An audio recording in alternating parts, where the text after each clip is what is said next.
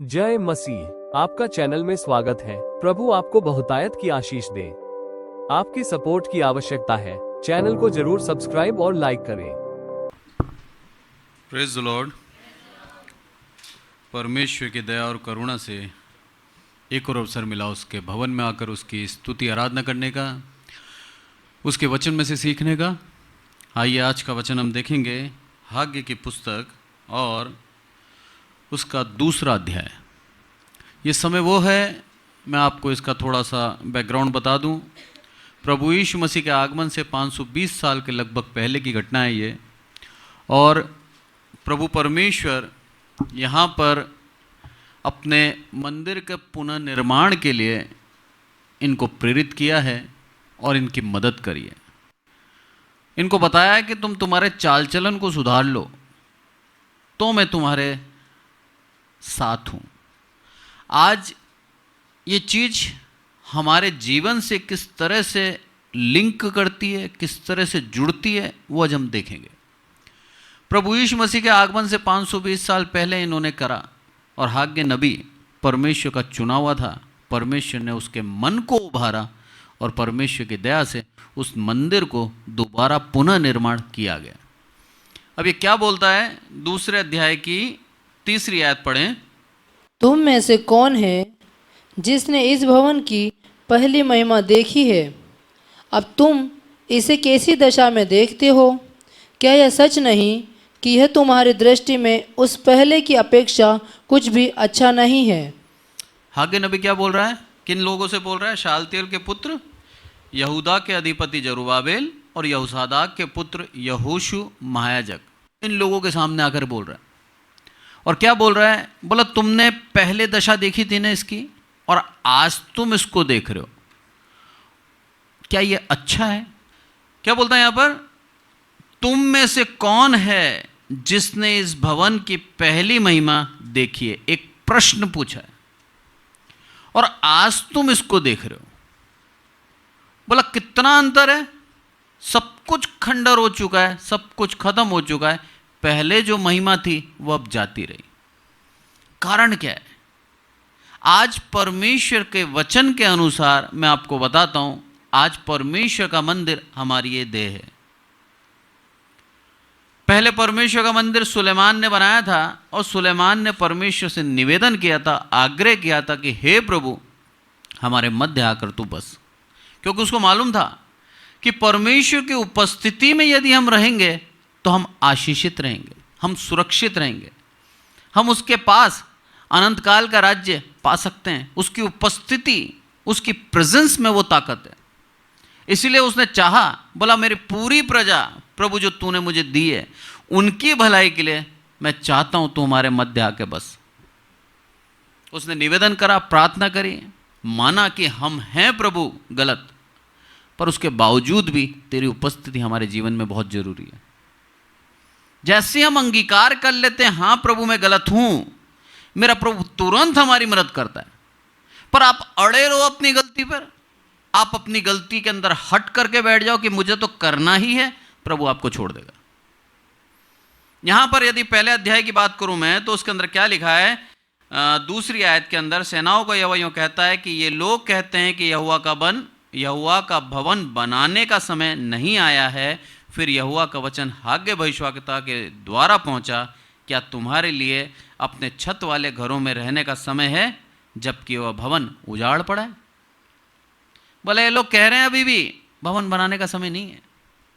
आज हम हमारे जीवन के अंदर इतने व्यस्त हो जाते हैं, कामकाज के अंदर, पैसे कमाने के अंदर, हर एक प्रकार से हम अपने जीवन के अंदर व्यस्त हो जाते हैं कि हमारी देह रूपी मंदिर को दोबारा बनाने का समय नहीं लेते।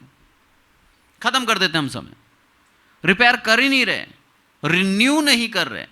रिपेयर तो प्रभु बोलता ही नहीं है, मरम्मत की नहीं बोलता प्रभु नया बनाने की बोलता है। इसीलिए पौलुस अपने वचन के अंदर कहता है मैं प्रतिदिन नया बनता जाता हूं।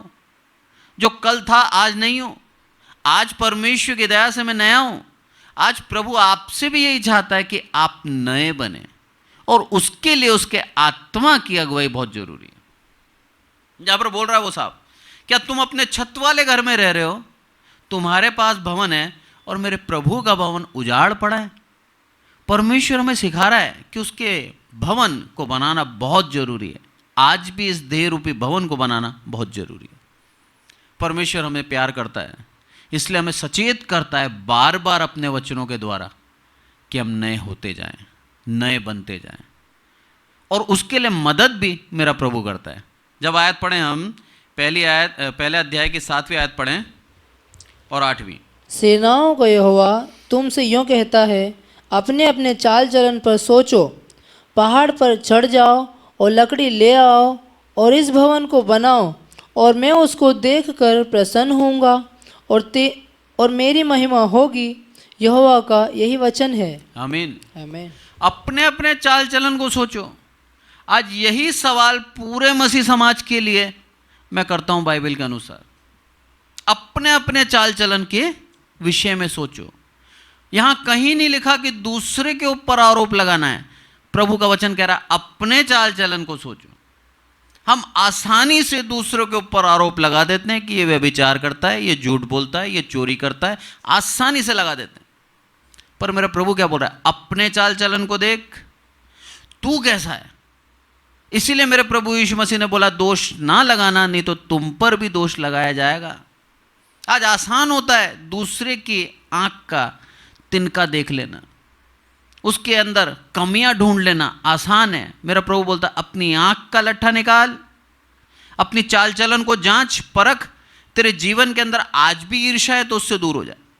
तेरे जीवन के अंदर आज भी कमियां हैं, उन कमियों पे काम कर, तब जाके तो दूसरों को सलाह दे पाएगा। पर आज मसीह कैसा है? मसीह ऐसा हो चुका है कि सिर्फ दूसरों की कमियां दिखाता है। परमेश्वर नहीं चाहता। पूरे इस्राएल के विषय में कहा है प्रभु ने यहां पर हाग्गे भविष्यवक्ता के द्वारा, अपने अपने चाल चलन की ओर सोचो। यहां पर हाग्गे भविष्यवक्ता भी आ गया, सब आ गया। अब अपने चाल चलन के बारे में सोचो और करना क्या है तुम्हें? अब काम करो उस मंदिर बनाने के लिए। पहाड़ पे जाओ, लकड़ी लेके आओ और मैं तुम्हारी अगुवाई करूंगा। और एजरा के अंदर जब हम जाते हैं तो वहां पर देखते हैं परमेश्वर ने पूर्ण रूप से इनकी अगुवाई करी थी, पूर्ण रूप से। यह समय वही है, समान समय है। पुस्तक आगे लिखी गई है पर समय समान है। पूर्ण रूप से प्रभु ने इनको आर्थिक रूप से मदद करा, पूर्ण रूप से प्रभु ने इनको प्रशासनिक रूप से मदद करा।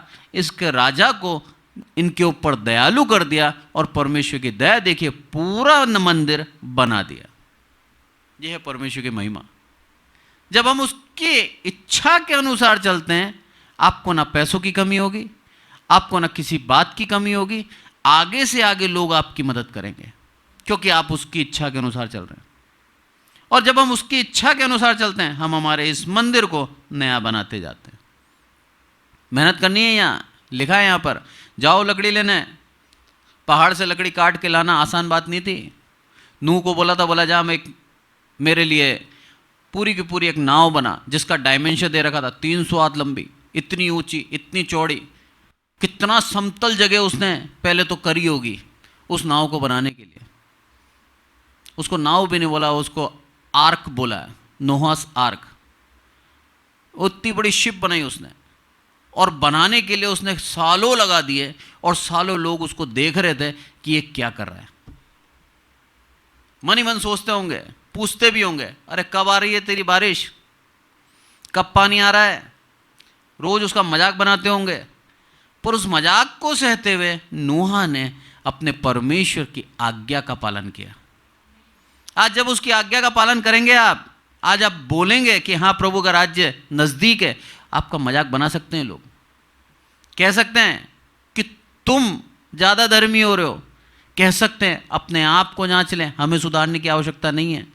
पर मेरा प्रभु क्या बोल रहा है? उसकी आज्ञा पे बने रहो और उसकी आज्ञा से अलग ना हो। बहुत समय थोड़ा बचा है, बहुत थोड़ा समय है। अपने जीवन को परमेश्वर के लिए समर्पित करके जीना सीखें।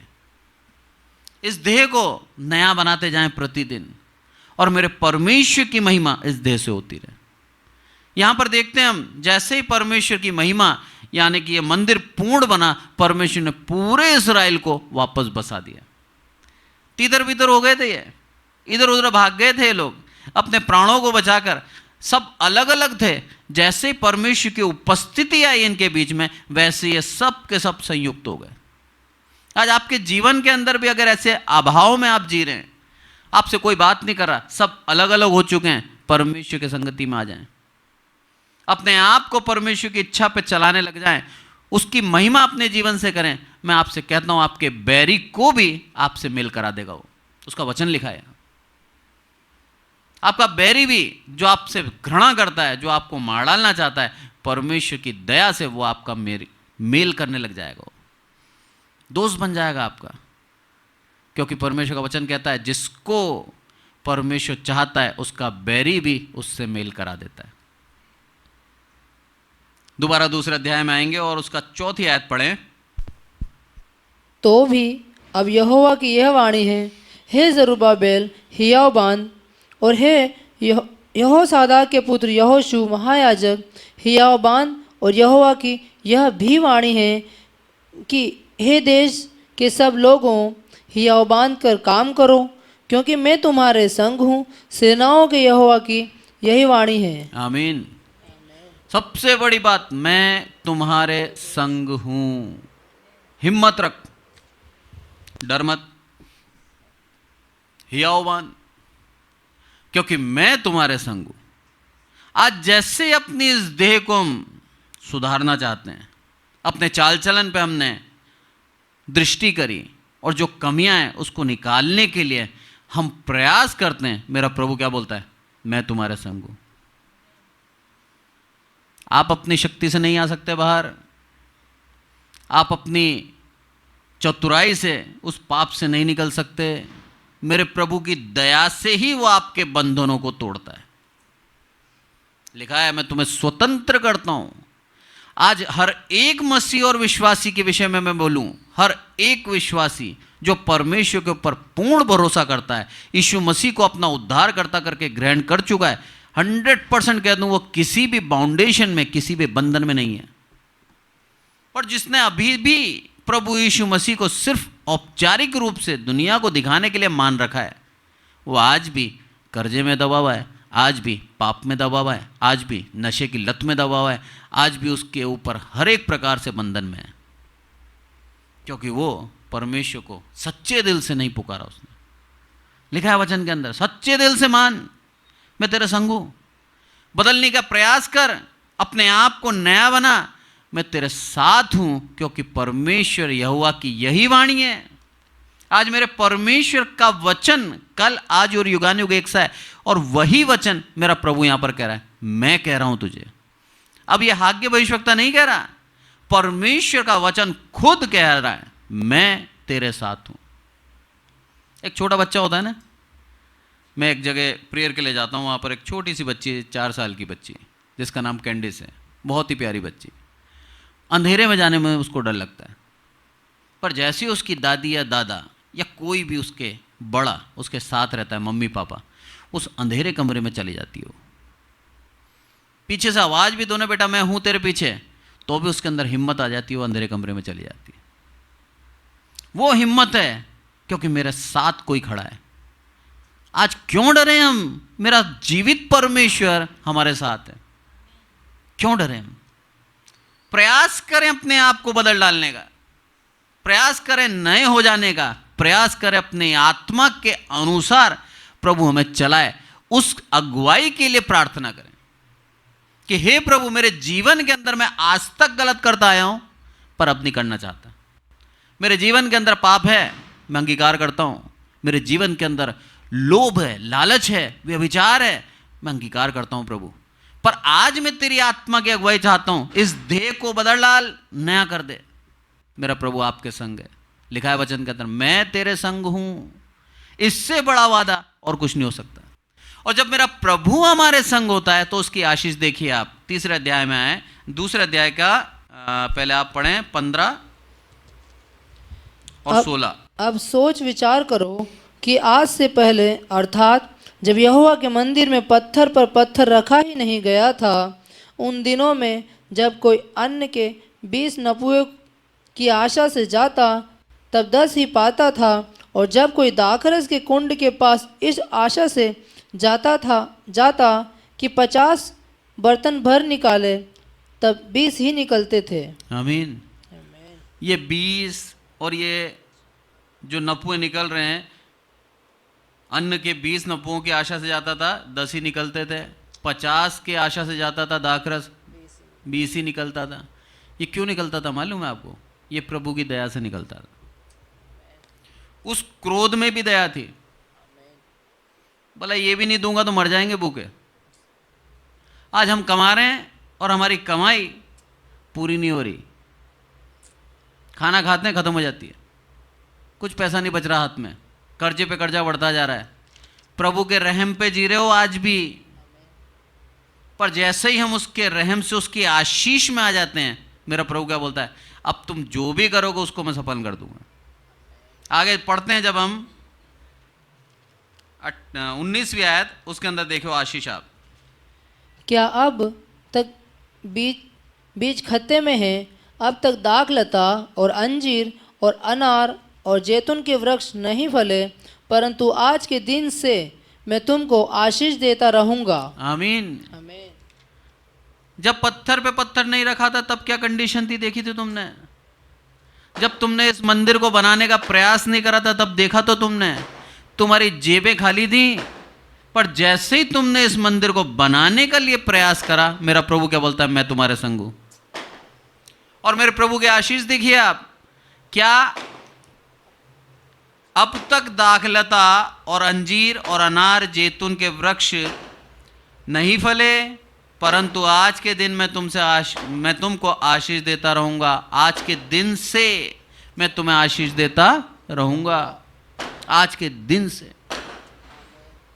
और ये आशीष सदा के लिए मेरे प्रभु ने कर दी। आज भी हमको वो आशीष में दे रहा है। क्या क्या दिया उसको? अनार दिया, अंजीर दिया और जैतून। आशीषित अनार मैंने बताया था आपको, व्यवस्था को दर्शाता है, बोला व्यवस्था तुम्हारे पास रहेगी। जैतून आशीष को दर्शाता है, वो आशीष तेरे पास रहेगी सदा के लिए। मेरा प्रभु वो देता है हमारे लिए। आज मेरा प्रभु चाहता है कि हम उसकी नज़दीकी में बने रहें। जैसे ही हम उसकी नज़दीकी में आते हैं, हमारे खत्ते भर देता है वो। उसकी नज़दीकी से दूर थे तो इनकी अवस्था कैसी थी? प्रथम अध्याय और उसका 6ठी आयत जब मैं पढ़ूँ, उसके अंदर लिखा है, तुमने बहुत बोया परंतु थोड़ा काटा, तुम खाते हो परंतु पेट नहीं भरता, तुम पीते हो परंतु प्यास नहीं बुझती, तुम कपड़े पहनते हो परंतु गर्माते नहीं। जो मजदूरी कमाता है वह अपनी मजदूरी की कमाई छेद वाली थैली में रखता है। खा रहे हो पेट नहीं भर रहा, पी रहे हो प्यास नहीं बुझ रही, कपड़े भी पहन रहे हैं हम पर हमारे अंदर गर्मी नहीं आ रही, कमा भी रहे हैं पर हमने कमाई को कहाँ रखा? एक ऐसी थैली में रखा जिसके अंदर छेद है। रुक पाएगी वो कमाई? नहीं रुकेगी। मुझे मालूम है, मैं एक विषय बताता हूँ आपको। मेरा एक परिचित, जिनके घर के अंदर हर एक प्रकार से, मतलब आप कुछ भी कर लो, वो कैसे भी पैसे कमाने के लिए समर्पित हैं। वो बस पैसा आना चाहिए, नैतिक अनैतिक दोनों कार्य करने के लिए तैयार। मैंने उसको कई बार समझाया, बोला ये जो तुम करते हो ये गलत है। आज तक उनके घर के अंदर वही जो कमाई है वो छेद वाली थैली में ही रख रहे हैं, बचता ही नहीं है।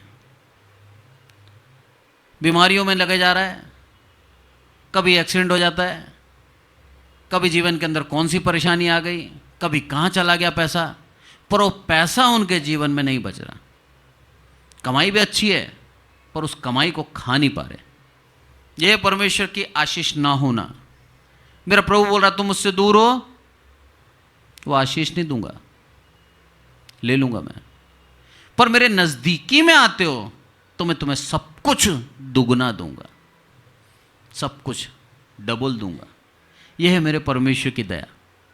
वो चाहता है कि हम उसके समान बने, वो चाहता है कि उसकी झलक हमारे जीवन से हो। इसलिए बोलता है प्रतिदिन नए बनते जाओ, मैं तुम्हारे संग हूं। इससे बड़ी और क्या बात है कि मेरा परमेश्वर हमारे संग है। अब आप प्रकाशित वाक्य आए, और प्रकाशित वाक्य है उसका 2:10। जो दुख तुझको झेलने होंगे उनसे मत डर, क्योंकि देखो शैतान तुम में से कुछ को जेल खाने में डालने पर है, ताकि तुम परखे जाओ, और तुम्हें 10 दिन तक क्लेश उठाना होगा। प्राण देने तक विश्वासी रह, मैं तुझे जीवन का मुकुट दूंगा। आमीन। प्राण देने तक विश्वासी रहे। हमें अपने इस देह को कैसे रखना है? प्राण देने तक विश्वासी। प्रभु बोल रहा है नया बना, नए बनते जाएं हम प्रतिदिन, और नए बनने के बाद इतने विश्वास योग्य बने कि अगर परमेश्वर के पुत्र प्रभु यीशु मसीह के लिए प्राण देने का समय आए तो हम पीछे ना हटें।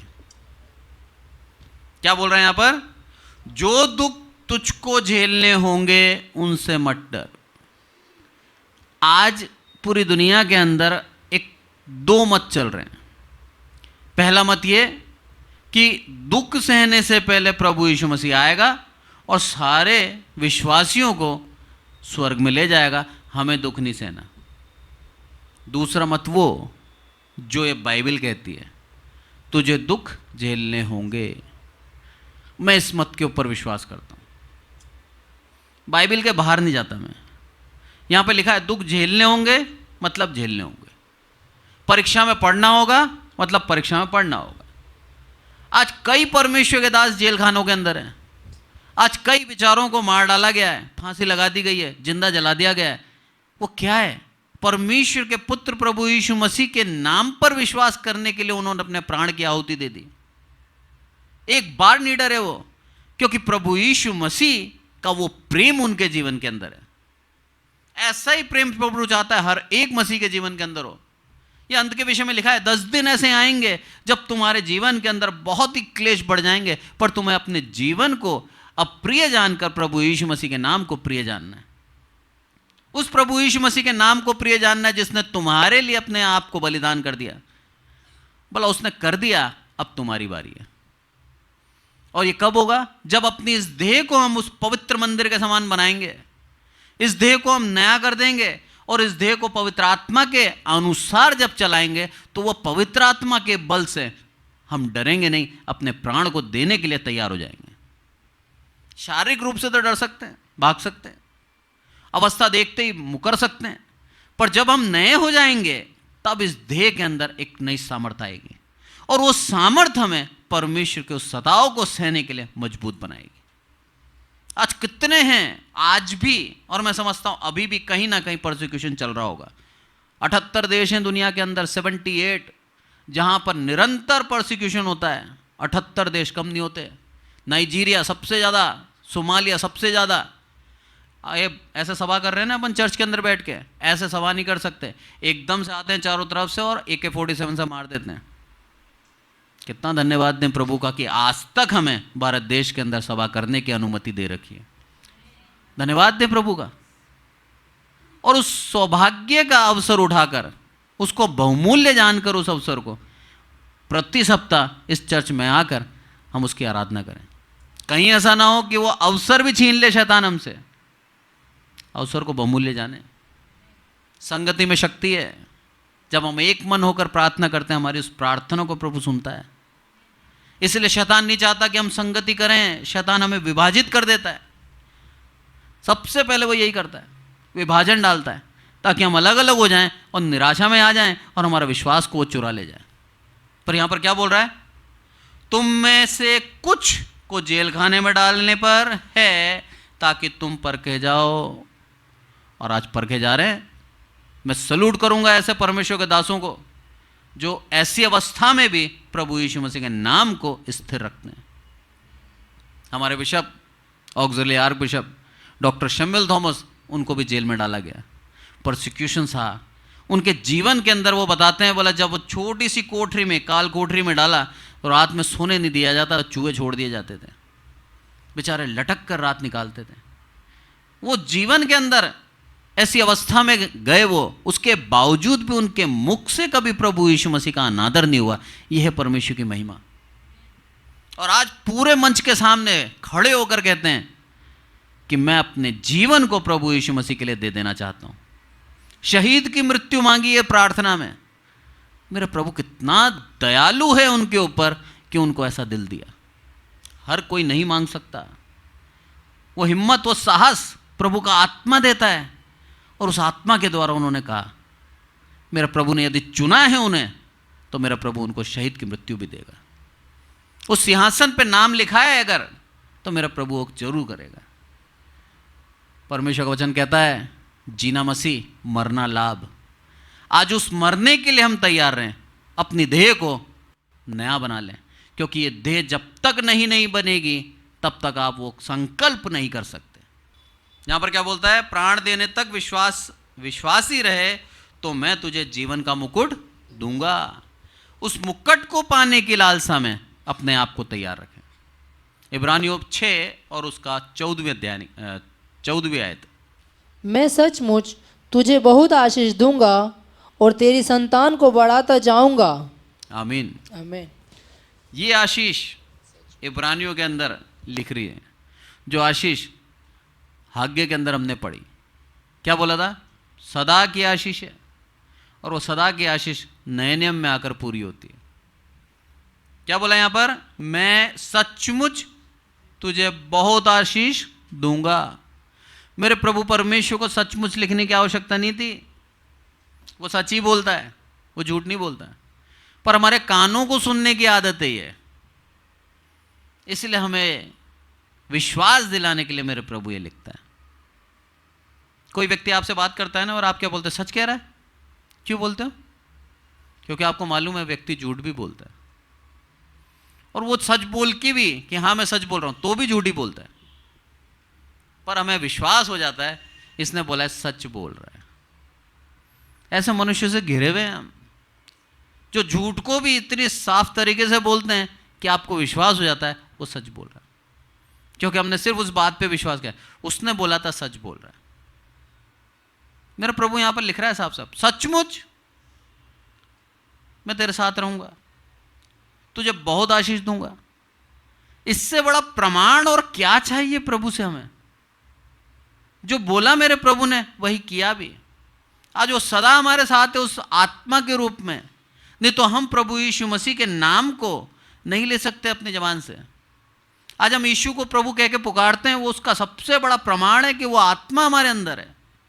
अगर आत्मा नहीं है तो हम यीशु को प्रभु कह के नहीं पुकार सकते, पर उस पवित्र आत्मा की प्रेरणा से हम उसको प्रभु कह के पुकारते हैं। इसलिए कहीं जाने की जरूरत नहीं है, किसी कॉन्फ्रेंस को अटेंड करने की जरूरत नहीं है, किसी काम को करने की आवश्यकता नहीं है कि पवित्र आत्मा मिल जाए। पवित्र आत्मा हमें प्रभु ने सेंत में दी है, बिना मेहनत के दिए। हम उसको कमाते नहीं हैं। अगर कमाई जाती ना तो मेरा प्रभु का बलिदान व्यर्थ हो जाता। इसलिए मेरे प्रभु ने सेंत में बांटी है, सबको दिए। जिसने विश्वास किया प्रभु यीशु मसीह के नाम पर, उसको मेरे प्रभु ने वो आत्मा दी है। जो प्रभु यीशु मसीह के नाम से बपतिस्मा ले चुका है वो आत्मा का भागीदार है। मेरा प्रभु जानता है उस आत्मा के द्वारा हम उसके करीब रह सकते हैं। बिना उस आत्मा के हम घूम जाएंगे, भटक जाएंगे संसार के अंदर। इस संसार की चमक में आकर हम उसकी सच्चाई को भूल जाएंगे। इसलिए मेरा प्रभु बोलता है यहाँ पर, मैं सचमुच तुझे बहुत आशीष दूंगा और तेरी संतान को बढ़ाता जाऊंगा। और आज देख लीजिए आप, अब्राहम की संतान बढ़ती जा रही है। आज हम सब अब्राहम की संतान गिने जाते हैं, क्योंकि हम विश्वास के द्वारा प्रभु यीशु मसीह के नज़दीकी में आए। बाय बर्थ नहीं है, हम इस्राएल के वंशज नहीं हैं, हम अन्य जाति थे किसी पीढ़ी पहले, पर प्रभु यीशु मसीह की दया से विश्वास किया और प्रभु की उस जाति में जुड़ गए। बढ़ाता जाऊंगा। और आज प्रभु उसी आशीष को देता है हम पर, और हमें बढ़ाता जा रहा है। मिस्र के उदाहरण से बताता हूं मैं आपको। परमेश्वर ने जब अब्राहम को चुना था, अब्राहम से कहा था मैं तेरे वंश को तारागण के समान कर दूंगा। और उसी समय अब्राहम को कह दिया था वो 400 साल की गुलामी में जाएंगे। अब्राहम को मालूम था क्या होने वाला है आगे कई सौ साल बाद। और अब्राहम के वंश को सिर्फ 71 लोग गए थे मिस्र देश जब यूसुफ जीवित था, और उसके बाद वहाँ से जब निकले तो लगभग 18 से 20 लाख लोग होंगे। 6 लाख तो सिर्फ 20 साल से ऊपर पुरुष थे, बच्चे अलग हैं और स्त्रियां अलग हैं। और उस समय स्त्रियों की गिनतियां नहीं हुआ करती थी। आप देख लीजिए 18 से 20 लाख लोग 400 साल के अंदर मल्टीप्लाई कर दिए प्रभु ने। 70-71 लोग और कहाँ 20 लाख लोग। यह है प्रभु की आशीष। आज आपके जीवन के अंदर प्रभु आशीष देगा तो आपके वंश को इस पृथ्वी के ऊपर सदा बनाए रखेगा। यह है उसकी आशीष।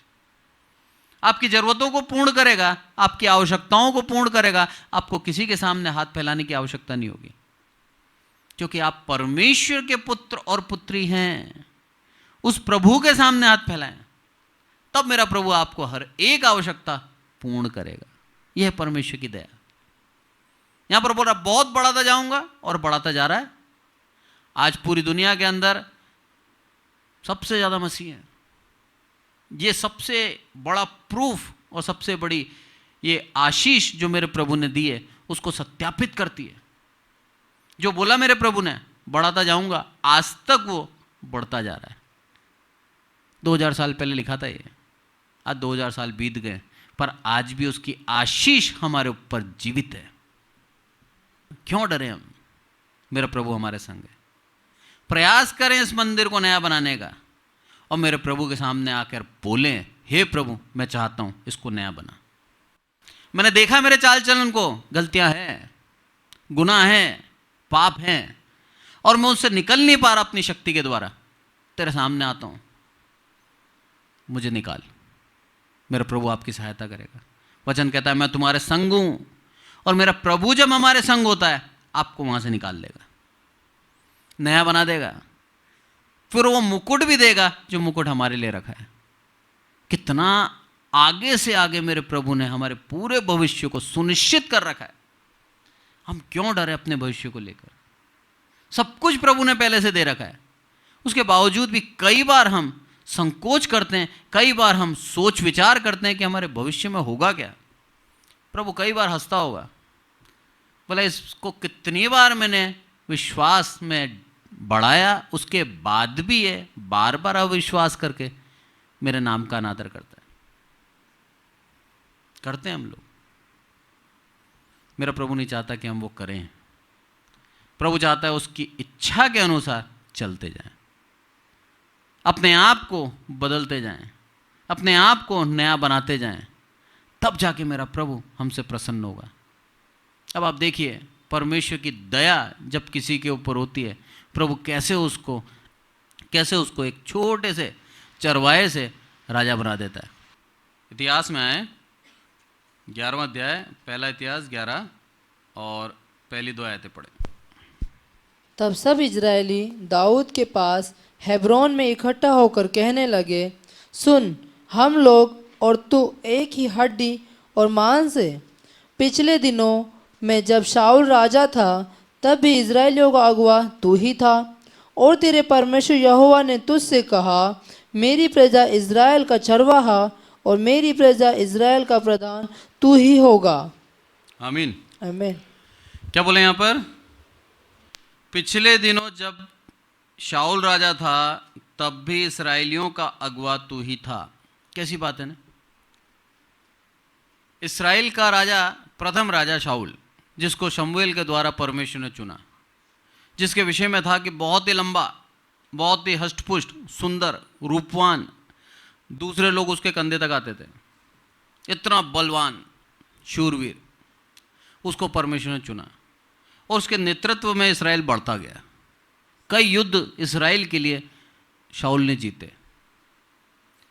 फिर दाऊद को परमेश्वर ने चुना, और दाऊद आया, एक छोटा सा 14 साल का दाऊद गोलियात को मारकर सारी प्रजा का ध्यान अपनी ओर कर लेता है। शाऊल का दर्जा अलग था और दाऊद अभी उभर रहा था। शाऊल ही अगुवाई कर रहा था, पर दाऊद के नेतृत्व में कई युद्ध इस्राएल ने फिर जीते। अब शाऊल का फेम, उसकी प्रसिद्धि कम होती जा रही है और दाऊद की बढ़ती जा रही है। उसका सबसे बड़ा कारण था शाऊल ने परमेश्वर की आज्ञा का उल्लंघन किया। जैसे हम उसकी आज्ञा का उल्लंघन करते हैं, हम हमारी चाल चलन के ऊपर नहीं सोच रहे जो आज्ञा में लिखा है, और जब उस चाल चलन के बारे में नहीं सोच रहे, हमारे उस पद को हटाकर किसी और को उस पद के ऊपर प्रभु बिठाना जानता है। ये चीज सीखते हैं यहाँ। और दाऊद को, जो कि शाऊल की जगह पे ये लोग ने सोच लिया था, मान लिया था, वो चीज दर्शाती है यहां पर कि शाऊल के समय में भी अगुवत हुई था। तेरे नेतृत्व में काफी लड़ाइयां लड़ी हमने और हमने जीती है। हम जानते हैं तेरे ऊपर परमेश्वर का अभिषेक है। परमेश्वर में क्यों कह रहा है नया बन जा? इसीलिए कह रहा है कहीं ऐसा ना हो आपके पद को छीन लिया जाए और किसी और को वहां नियुक्त किया जाए। बहुत ही गंभीर है, बहुत ही डरावना है ये। आपकी आशीषें सब चली जाएंगी, आप जमीन पे आ जाएंगे, क्योंकि प्रभु के लिए आदमियों की कमी नहीं है। आप ये ना सोचें आप ही करोगे, प्रभु के लिए बहुत हैं। एलिया ने बोला था प्रभु मैं अकेला ही हूं, प्रभु क्या बोलता है तेरे जैसे 7,000 और है मेरे पास। कभी भी घमंड ना करें कि हम ही करने वाले हैं। जिस दिन ये घमंड आ गया उसी दिन प्रभु आपको बिठा देगा, दूसरे को उठा देगा। शाऊल ने सोचा अब मैं ही राजा हूं, मेरे अधीन है सब कुछ, मैं क्यों शमूएल की मानूं, मैं क्यों उसकी सुनूं? मेरे पास इतनी बड़ी सेना है, मुझे कौन हराएगा? इतने युद्ध मैंने जीत लिए। और इस कारण से उसके अंदर एक हिम्मत आ गई थी, बल आ गया था कि मुझे अब परमेश्वर की जरूरत नहीं है। इसलिए शमूएल को बोलता है तेरे परमेश्वर, खुद के परमेश्वर नहीं बोला उसने, तेरे परमेश्वर के लिए बलिदान करने के लिए ये गाय बैल लाया हूं। बोल सकता था ना हमारा परमेश्वर। वहां पर उसने बता दिया अब वो परमेश्वर मेरा नहीं है, मुझे जरूरत नहीं है परमेश्वर की। जब हम सब पा लेते हैं हमें कहीं ना कहीं ऐसा लगने लगता है कि हमने हमारी समझदारी, हमारी मेहनत, हमारे ज्ञान के द्वारा उसको पाया है और परमेश्वर की उस दया को भूल जाते हैं। यही चीज घमंड है। मेरे प्रभु को आता है उस घमंड को खत्म करना। शाऊल को अप्रिय कर दिया, दाऊद को उभार दिया। और अब शाऊल मर चुका है, सारी के सारी मंडली आई है दाऊद के पास हेब्रोन के अंदर, बोला अब तू राजा बन जा। क्या अकेला दाऊद ही था क्या? शाऊल के पुत्र थे, उनको बना सकते थे, पर उसके बावजूद भी दाऊद के पास आए, क्योंकि उनको मालूम था सच्चा अगुवा परमेश्वर का अभिषेक दाऊद है। मालूम था शमूएल ने उसका अभिषेक किया है। आज आपके और मेरे जीवन से प्रभु यही चाहता है, नए बने, मान लें क्या गलतियां हैं, अपने चाल चलन को सुधारें। मेरा परमेश्वर हमारे संग है, वो आपको सहायता करेगा। पर यदि उसमें हट करके बैठ गए आपकी उन आशीषों को छीन लेगा, आपके स्थान पे किसी और को खड़ा कर देगा। उसका काम कभी नहीं रुकता। आप खो जाएंगे कहीं जमाने में, आपको कोई नहीं जानेगा। आगे हम देखते हैं जब इतिहास, तो शाऊल का पूरा वंश खत्म, दाऊद के वंश को प्रभु ने चुन लिया यीशु मसीह के लिए। दाऊद उसके लिए प्रिय था। मेरे प्रभु के प्रिय बन जाएं, उसको प्रसन्न करने के लिए उसके ऊपर विश्वास करें, उसके नजदीकी में आए, प्रतिदिन अपने आप को नया करें। आप जान लीजिए मेरा प्रभु आपसे प्रसन्न रहेगा। उसके पथ पे चलते रहें, दुनिया की तरफ ना देखें। दुनिया आपको मजाक बना सकती है, दुनिया आपको निराश कर सकती है, पर मेरा प्रभु का आत्मा सदैव आपको सामर्थ्य देगा। उस मुकुट को पाने के लिए उसके पथ पे चलते रहें। इस संसार में भी आपको आशीषित करेगा और संसार के बाद अनंत काल का जीवन आपको विरासत में देगा। वो है मेरे प्रभु का वादा। और लिखता है वो सचमुच मैं तेरे को आशीष दूंगा। बहुत आशीष, थोड़ी नहीं लिखा, बहुत आशीष लिखा है। उस बहुत आशीष को यदि पाना है आपको, अपने जीवन के अंदर अपने चाल चलन पे निगाह करें। मैं दोष नहीं लगा रहा, हर एक इंसान के अंदर कमी होती है। उस कमी को मानना सीखें, मेरे प्रभु के सामने लाना सीखें। मेरे प्रभु उसका इलाज करेगा, उस कमी में से आपको निकालेगा। पवित्र करेगा, निर्दोष करेगा, निष्कलंक करेगा, ताकि शैतान आपके ऊपर दोष ना लगाने पाए। और प्रभु परमेश्वर के सम्मुख रखेगा यीशु मसीह हमें अपनी दाहिनी ओर कर लेगा। भला ये वो व्यक्ति है जिसके लिए मैंने अपनी जान दी, और इसने उसको तुच्छ नहीं जाना, विश्वास किया। जान पूरे संसार के लिए दी, पर बहुत से लोग अपनी लालसाओं के कारण उस बलिदान को तुच्छ जानते हैं और मेरे प्रभु के उस बलिदान का अनादर करते हैं, अपने जीवन को अपनी इच्छा से चलाते हैं। पर हम मसीह हैं, बहुत बड़ा पद दिया है प्रभु ने हमें। प्रभु चाहता है कि हम उस प्रभु यीशु मसीह के उस बलिदान को तुच्छ न जाने, उसके लहू का अनादर ना करें, जिस लहू से हम शुद्ध हो चुके हैं, जिस लहू से हम नए हो चुके हैं, प्रतिदिन और नए होते जाएं। हम उन पापों को, उन गुनाहों को, उन बुरी आदतों को छोड़ दें, सामने आए, प्रभु के नज़दीकी में आए। प्रभु हमें चरवाहे से राजा बना सकता है, अगर हट करी तो हमारे पद को भी खा सकता है। इस संदेश के अंदर चेतावनी भी है, इस संदेश के अंदर आशीष भी है। चुनाव हमारे हाथ में है, हम किसको चुनते हैं। आज के वचन से प्रभु हमको आशीषित करें। आइए प्रार्थना करें। हे मेरे प्रभु, आपका बहुत बहुत धन्यवाद देते हैं मेरे प्रभु, सारी आदर महिमा आपको देते हैं मेरे प्रभु। प्रार्थना करते हैं विशेष करके आपकी दया और करुणा के लिए मेरे प्रभु। आपकी दया करुणा इस पूरे चर्च के अंदर हर एक विश्वासी के ऊपर बनी रहे मेरे प्रभु। ना केवल इस चर्च के अंदर मेरे प्रभु, बल्कि जो ऑनलाइन सुनते हैं मेरे प्रभु, हर एक विश्वासी के ऊपर आपकी दया और करुणा बनी रहे मेरे प्रभु। सारी आदर महिमा आपको देते हैं मेरे प्रभु। प्रार्थना करते हैं मेरे प्रभु आपकी दया के लिए मेरे प्रभु।